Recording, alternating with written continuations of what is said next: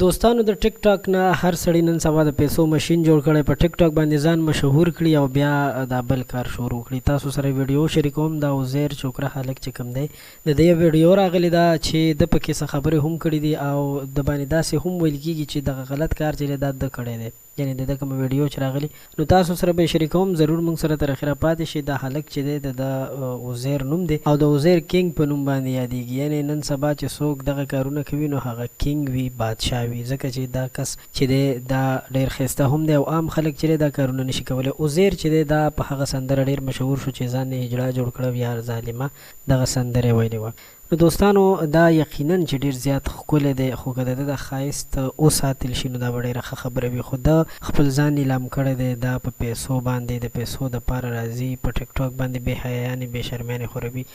بیا دا هم وایي چې ما ته خلک کنځل کوي، بدې ردې راته وایي. نو کنځل کول خو نه وي که په کار که دا هر څه کوي خپل ژوند دی، خو د مور پلار ته په کار دي چې دا منې کړي، ځکه چې نن سبا د پیسو ګټلو نورې طریقې هم شته. په سوشل میډیا باندې خلک مختلف قسم پروجیکټس باندې کار کوي، پیسې ګټي. ضروري نه ده چې دې بې حیایۍ ته دې لاس واچوي او داسې بې شرمي دې شروع کړي.